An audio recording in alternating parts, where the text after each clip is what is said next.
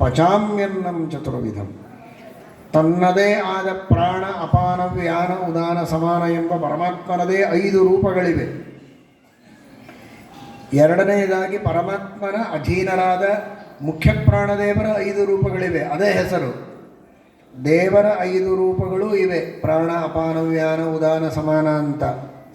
ಅನಿರುದ್ಧ, ಪ್ರದ್ಯುಮ್ನ, ಸಂಕರ್ಷಣ, ವಾಸುದೇವ, ನಾರಾಯಣ ರೂಪಿಯಾದ ಪರಮಾತ್ಮನಿಗೆ ಈ 5 ಹೆಸರುಗಳಿವೆ. ಇದಲ್ಲದೆ ಮುಖ್ಯ ಪ್ರಾಣದೇವರ 5 ರೂಪಗಳಿವೆ. ಪ್ರಾಣ, ಅಪಾನ, ವ್ಯಾನ, ಉದಾನ, ಸಮಾನ ಅಂತ. ಅದಲ್ಲದೆ ಗರುಡ, ಶೇಷ, ಮುಖ್ಯ ಪ್ರಾಣ, ರುದ್ರ, ಇಂದ್ರ ಹೀಗೆ 5 ರೂಪಗಳು ಇವೆ. ಪ್ರಾಣ, ಅಪಾನ, ಗರುಡ, ಶೇಷ, ವ್ಯಾನ, ಮುಖ್ಯ ಪ್ರಾಣ, ಉದಾನ, ಸಮಾನ, ರುದ್ರ, ಇಂದ್ರ. ಹೀಗೆ ಗರುಡ, ಶೇಷ, ಮುಖ್ಯ ಪ್ರಾಣ, ರುದ್ರ, ಇಂದ್ರರೆಂಬ 5 ದೇವತೆಗಳ ಗುಂಪು ಅದು ಒಂದುಂಟು. ಈ ಪ್ರಾಣ, ಅಪಾನ, ವ್ಯಾನ, ಉದಾನ, ಸಮಾನ ಅಂತನ್ನುವುದರ ಅರ್ಥ. ಮುಖ್ಯ ಪ್ರಾಣದೇವರ ಮಕ್ಕಳೇ 5 ಜನ ಇದ್ದಾರೆ. ಪ್ರಾಣ, ಅಪಾನ, ವ್ಯಾನ, ಉದಾನ, ಸಮಾನ ಎಂಬ ಹೆಸರಿನಿಂದ. ಈ ಹೆಸರುಗಳು 5 ಇದ್ದರೆ ಇದಕ್ಕೆ ಪರಮಾತ್ಮನ ಪ್ರಾಣ ಪಂಚಕ ಒಂದು, ಮುಖ್ಯ ಪ್ರಾಣದೇವರದೇ ಒಂದು ಪ್ರಾಣ ಪಂಚಕ, ಎಲ್ಲ ದೇವತೆಗಳ ಗುಂಪೊಂದು, ದಾಸಪ್ರಾಣರು ಮುಖ್ಯ ಪ್ರಾಣದೇವರ ಪುತ್ರರು, ಹೀಗೆ ರುದ್ರದೇವರ ಪುತ್ರರು ಬೇರೆ ಇದ್ದಾರೆ. ಹೀಗೆ ಅನೇಕ ರೀತಿಯ ಪ್ರಾಣ ಪಂಚಕಗಳಿವೆ. ಭಗವಂತ ತಾನು ಸ್ವಯಂ ಒಳಗಿದ್ದು ಪಚನ ಮಾಡಿಸ್ತಾನೆ. ಮುಖ್ಯ ಪ್ರಾಣದೇವರು ಹಾಗೂ ಈ 5 ದೇವತೆಗಳ ಗುಂಪು ಇವುಗಳನ್ನು ಇಟ್ಟುಕೊಂಡು ನಮ್ಮಲ್ಲಿ ಆ ದೇಹದಲ್ಲಿ ಉಂಡ ಅನ್ನವನ್ನೆಲ್ಲ ಪಚನ ಮಾಡಿಸ್ತಾನೆ. ಆ ಪರಮಾತ್ಮ ನಾವು ಊಟ ಮಾಡು ಅಂದರೂ ಮಾಡ್ತಾನೆ, ಬೇಡ ಅಂದರೂ ಮಾಡ್ತಾನೆ. ಅವನು ಮಾಡಲಿಲ್ಲ ಅಂದರೆ ನಮಗೆ ಮಾಡಲಿಕ್ಕೆ ಆಗೋದಿಲ್ಲ. ಅವನು ಮಾಡಲೇಬೇಕು ಅಂದರೆ ನಾವು ಮಾಡಲಿಕ್ಕಾಗತ್ತೆ. ಆದರೆ ಅವನು ಒಳಗೆ ಊಟ ಮಾಡಿಸಿದ ಅಂತ ತಿಳಿದು ಬಿಟ್ಟರೆ ಅದು ಅವನಿಗೆ ನೈವೇದ್ಯ ಮಾಡಿದ ಪುಣ್ಯ ಬರುತ್ತೆ. ನಾವು ಪ್ರತಿಮೆಯಲ್ಲಿ ದೇವರ ನೈವೇದ್ಯ ಒಂದು ಸಲ ಮಾಡಿರ್ತೇವೆ. ನಿಮ್ಮ ಮನೆಯಲ್ಲಿ ನೀವು ನಿಮ್ಮ ಶಾಲಿಗ್ರಾಮ ಬೇರೆ ಬೇರೆ ಪ್ರತಿಮೆಗಳಿಗೆ ನೀವು ಪೂಜೆ ಮಾಡಿ ನೈವೇದ್ಯ ಮಾಡಿರ್ತೀರಾ, ಅದು ಬೇರೆ, ಅದು ಒಂದು ನೈವೇದ್ಯವೇ. ಆಮೇಲೆ ನೀವು ಎಲೆ ಮೇಲೆ ಕುಳಿತು ಊಟ ಮಾಡುವಾಗಲೂ ಇದನ್ನು ದೇವರಿಗೆ ನೈವೇದ್ಯ ಅಂತ ಚಿಂತನೆ ಮಾಡಿದರೆ ಮತ್ತೊಮ್ಮೆ ನೈವೇದ್ಯ ಮಾಡಿದ ಪುಣ್ಯ ಬರುತ್ತೆ.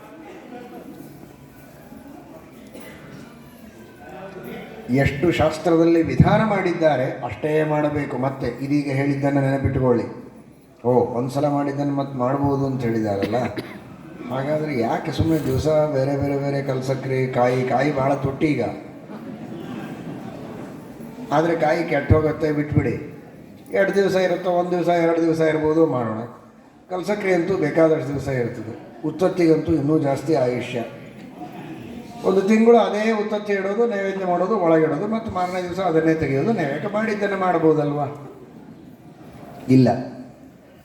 ಪ್ರತಿಮೆಯಲ್ಲಿ 1 ಬಾರಿ ನೈವೇದ್ಯ ಮಾಡಿದ ಮೇಲೆ ಅದು ಕಲ್ಸಕ್ರಿಯೋ, ಉತ್ತತ್ತಿಯೋ, ಕಾಯಿಯೋ, ಹಣ್ಣೋ, ಆ ಪ್ರತಿಮೆಯಲ್ಲಿ ಮತ್ತೆ ನೈವೇದ್ಯ ಮಾಡುವಂತಿಲ್ಲ. ಅದನ್ನು ರಮಾ ಬ್ರಹ್ಮಾದಿಗಳಿಗೆ ನೈವೇದ್ಯ ಮಾಡಿ ಸ್ವೀಕಾರ ಮಾಡೋದು.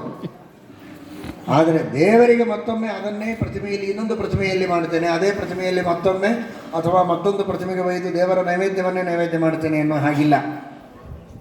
ಆದರೆ ಅಂತರ್ಯಾಮಿಯಾದ ಪರಮಾತ್ಮನಿಗೆ ಅದನ್ನು ಸಮರ್ಪಣೆ ಮಾಡಬಹುದು.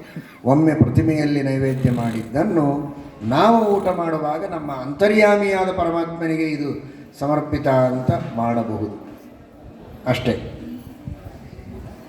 ಹೀಗೆ 2 ಬಾರಿ ಮಾಡುವುದಕ್ಕೆ ಹೇಳುವುದುಂಟು. ಯತಿಗಳಿಗೆ, ಗೃಹಸ್ಥರು ತಮ್ಮ ಮನೆಯಲ್ಲಿ ನೈವೇದ್ಯ ಮಾಡಿರ್ತಾರೆ. ಯತಿಗಳಿಗೆ ಭಿಕ್ಷೆ ಮಾಡಿಸೋದು ಅಂತ ಶಬ್ದ ಕೇಳಿದ್ದೇವೆ. ಆ ಭಿಕ್ಷೆ ಮಾಡಿಸೋದು ಅನ್ನೋ ಶಬ್ದಕ್ಕೆ ತಟ್ಟೆಯಲ್ಲಿ ಕಾಣಿಕೆ ಹಾಕೋದು ಅಂತ ಇಷ್ಟೇ ಅರ್ಥ ತಲೆಯಲ್ಲಿ ಉಳಿದಿದೆ. ಪ್ರಾಚೀನ ಕಾಲದಲ್ಲಿ ಭಿಕ್ಷೆ ಅಂದರೆ ಭಿಕ್ಷೆನೇ ಬೇಡ್ತಾ ಇದ್ದರು ಯತಿಗಳು. ಮನೆಗೆ ಹೋಗಿ ಭಿಕ್ಷೆ ಬೇಡ್ತಾ ಇದ್ರು. ತಾವು ತಮ್ಮ ಮನೆಯಲ್ಲಿ ದೇವರ ಪೂಜೆ ನೈವೇದ್ಯ ಮಾಡಿದ ಅನ್ನವನ್ನೇ ಗೃಹಸ್ಥರು ಅವರಿಗೆ ಹಾಕ್ತಾ ಇದ್ರು. ಇವರು ಮಠಕ್ಕೆ ಬಂದ ಮೇಲೆ ಮತ್ತೆ ಅದನ್ನು ನೈವೇದ್ಯ ಮಾಡಿಕೊಂಡೇ ಸ್ವೀಕಾರ ಮಾಡೋದು. ಅಲ್ಲಿ ಸ್ವೀಕಾರ ಮಾಡಲಿಕ್ಕೆ ಬರುತ್ತೆ. ಒಮ್ಮೆ ಗೃಹಸ್ಥರು ನೈವೇದ್ಯ ಮಾಡಿದರೂ ಯತಿಗಳು ಭಿಕ್ಷೆ ತಂದ ಮೇಲೆ ಮತ್ತೆ ಅದನ್ನು ಪ್ರೋಕ್ಷಣೆ ಮಾಡಿ ಶುದ್ಧ ಮಾಡಿ ಇನ್ನೊಮ್ಮೆ ದೇವರಿಗೆ ನೈವೇದ್ಯ ಮಾಡಲಿಕ್ಕೆ ಬರುತ್ತೆ. ಅದು ಯತಿಗಳಿಗೆ ಮಾತ್ರ. ಮುಂದಿನ ಕಾಲಘಟ್ಟದಲ್ಲಿ ಅಷ್ಟು ಶುದ್ಧವಾಗಿ ಯತಿಗಳು ಎಷ್ಟು ಮಡಿಯಲ್ಲಿ ಸ್ನಾನ ಪೂಜೆ ನೈವೇದ್ಯ ಮಾಡ್ತಾರೆ, ಅಷ್ಟು ಶುದ್ಧವಾಗಿ ಗೃಹಸ್ಥರು ಮಡಿಯಿಂದ ನೈವೇದ್ಯ ಮಾಡಿ ಶುದ್ಧವಾಗಿ ತಯಾರು ಮಾಡುವ ಪದ್ಧತಿ ಹೋಯಿತು. ಮಡಿಯ ಆಚಾರ ಕಡಿಮೆ ಆಯಿತು. ಅದಕ್ಕಾಗಿ ಯತಿಗಳು ತಮ್ಮ ಶಿಷ್ಯರಿಂದ ತಾವು ಮಾಡಿಸಿಕೊಂಡ ನೈವೇದ್ಯ ಅಡುಗೆಯನ್ನೇ ದೇವರಿಗೆ ನೈವೇದ್ಯ ಮಾಡ್ತಾರೆ. ಇವರು ಹಣ ಕೊಟ್ಟು ಕೃಷ್ಣಾರ್ಪಣ ಅಂತ ಗೃಹಸ್ಥರು ಹೇಳುವ ಪದ್ಧತಿ ಮುಂದೆ ಬಂತು. ರಘುತ್ತಮರ ಕಾಲದಿಂದ ಅದು ಪ್ರಾರಂಭ ಆಯಿತು. ಅದಕ್ಕೆ ಮೊದಲು ಮನೆಗಳಿಗೆ ಹೋಗಿ ಭಿಕ್ಷೆ ಬೇಡಿಕೊಂಡು ಬರುವ ಪದ್ಧತಿಯೇ ಇತ್ತು. ಆಗ 2 ಬಾರಿ.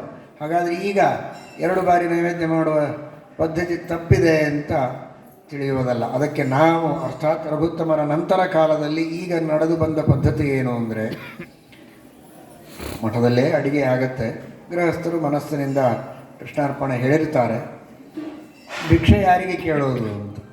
ಅದಕ್ಕೆ ನಮ್ಮ ಮಠದಲ್ಲಿ ಸೀತಾದೇವಿ, ಮೂಲ ಸೀತಾದೇವಿ ಇದ್ದಾಳೆ, ಮೂಲರಾಮದೇವರಿದ್ದಾರೆ.